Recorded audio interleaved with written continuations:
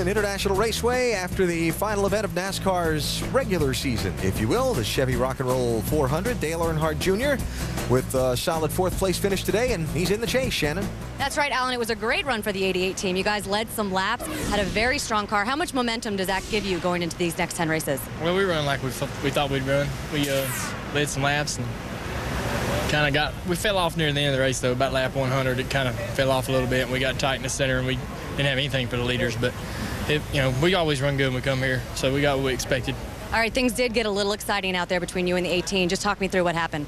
Yeah, he was running good up front, leading the race, and I thought I was catching him a little bit, running a little harder.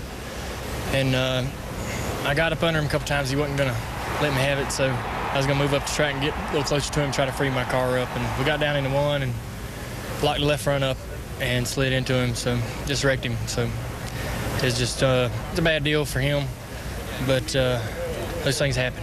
Now, we had some guys out on the racetrack who were trying to get into the chase, just needed to have a good finish. How aware were you of where they were and maybe racing them a little differently? I can barely keep up with my own race. I can't. I mean, it's tough.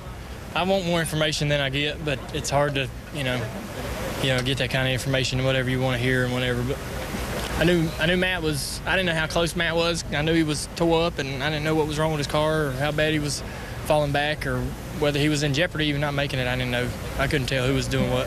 All right, Dale Jr. seated fourth once we start the chase next week. Dave?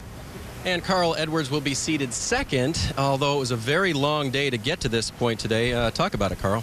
And maybe the relief of just being done and in the chase. Yeah, that was a struggle. I mean, my guys did a great job. Pit road was awesome. We got a flat right rear under green. Came back from that, and it took forever, because the car was having a lot of trouble with it. And then Jason Hedleski called that wreck over there. He said, "Oh, watch those guys in front of you." At the same time, I was diving underneath them, and we got caught up in that. But to fight back for a 13th place finish, I'm real proud of my guys. Everybody from Office Depot was here, and that was a good run for us. I know that says a lot about them. You've also won 6 times this year. Of those victories, which one do you look at and say, okay, that's the one that shows we have a chance in this chase?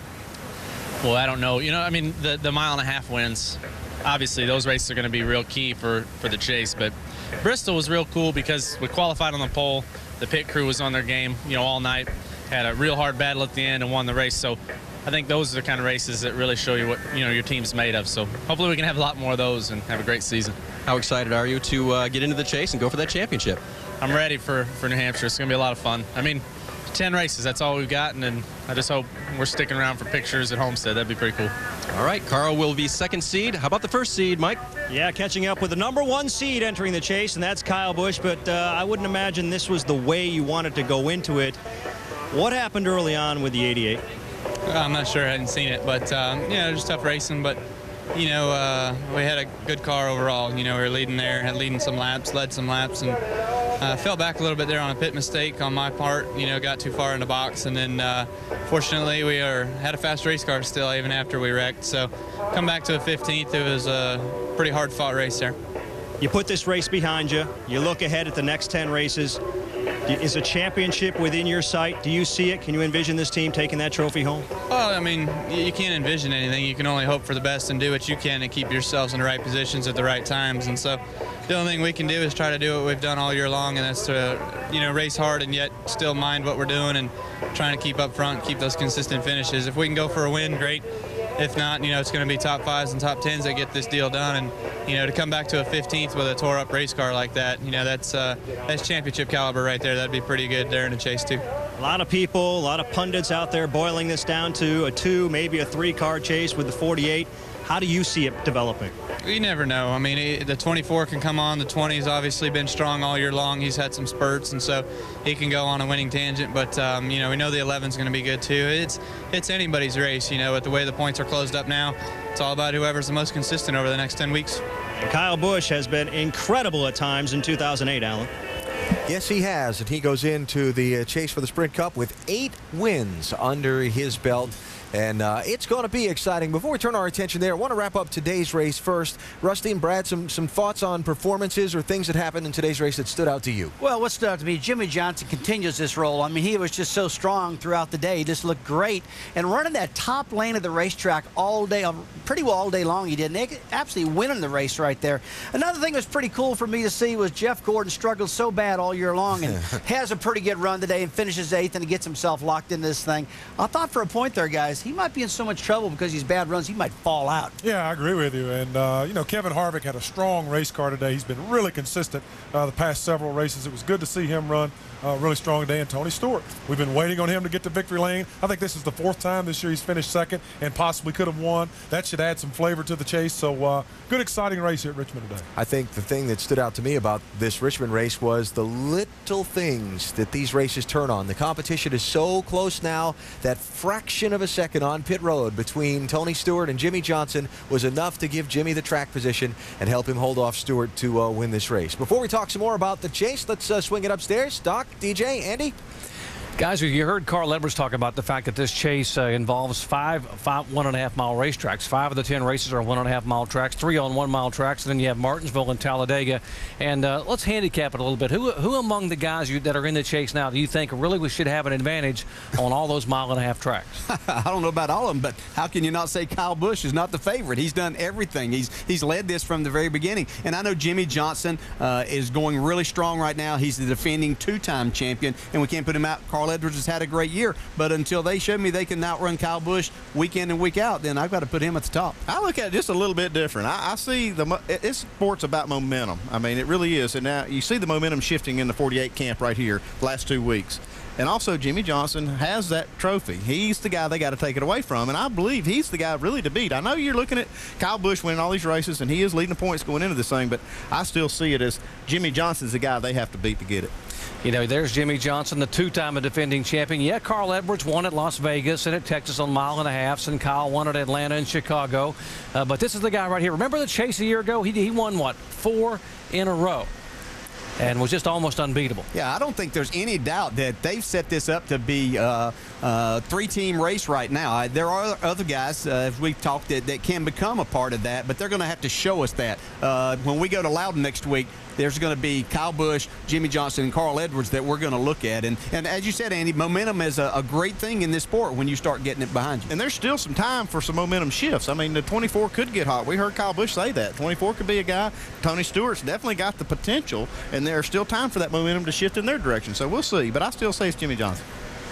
Well, and a lot of emotion yet to play out here, and now the chase begins. 10 races to go, and a lot of different opinions on who's going to be good, but everyone believes that Jimmy Johnson is now the guy to beat. Yeah, Doc, a lot of racing go this season, a lot of racing go today. Talking about championship, the IndyCar Series Championship decided today at Chicago. It is on now, the Peak Antifreeze IndyCar 300. Scott Dixon, Helio Castroneves. Let's see, Dixon 8th or better gets it done. Castroneves, though, you can't count him out. Castroneves can win the championship today if Dixon has a problem. That's what they're gunning at. Then later on tonight, 9 of the drivers that just finished running 400 laps here are going to strap back in with the rest of the field and run 250 more. The Nationwide Series race, postponed from Friday, will be run right here in Richmond. We were wanting to see some racing under the lights. We're going to get to see it tonight. That's right. And we wrap it all up on NASCAR now later tonight at 9:30 Eastern Time, talking about that IndyCar Championship race.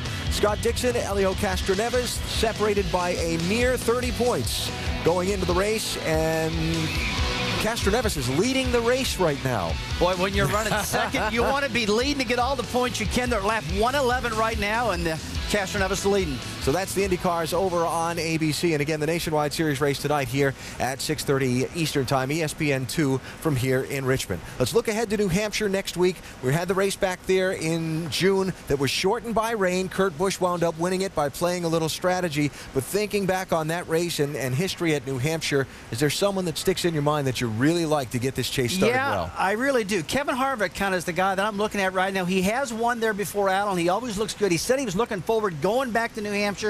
And I really believe that team has got the short tracks, the flat racetracks figured out. He should be good there. I'll tell you who I think is going to be really good there would be Jeff Burton. Jeff Burton's always good at New Hampshire. I would pick him to be the guy to run up front. But I'm going to tell you right now, boys, Kyle Busch has them whooped. They're going to have to run that cat down. If he goes to New Hampshire and has a decent run, he'll dominate this thing the rest of the way. And as far as some of these other guys at the backside of the Chase seedings, the guys that haven't won yet this year, to me, agree or disagree and why, but it's critical for some of these guys to get on the board in these first couple of weeks. Well, they got to get noticed. They got to get out there. We're talking about the top 2 or 3 guys all the time, it seems like, and they need a little loving too. But hey, talking about that, what about Clint Boyer? Started this thing off, barely makes it in the 12th position. Now, after reseeding, he's starting off 5th. From a nail biter to get in, now he's all the way up in there. We're going to be hearing a lot from Clint Boyer, a lot. It's Jimmy Johnson still taking victory photos here at Richmond as we begin now to look ahead to the race next Sunday in New Hampshire. Our coverage presented by GoDaddy.com, 1 o'clock Eastern Time. All of the races in the Chase on ABC starting next Sunday, and we hope that you'll be with us from the Flat Mile in New Hampshire. Everybody's going to be on edge. It's going to be big. Oh, it's going to be big. I mean, it's tight there. We're talking short track racing for the 2nd week in a row, Brad. I think those boys on that 18 car have just been experimenting these past few weeks. I think they're going to bring the heat. No, I don't know, man. Lobster Town, baby. One of these guys' cars looks like that next Sunday. Their championship's going to be off on a rather wrong-footed start, that's for sure. Don't forget, next coming up here on ESPN is bowling and the Nationwide Series race at 6:30 Eastern Time on ESPN2. We're going to take a little break for dinner and then go racing again. Come on back.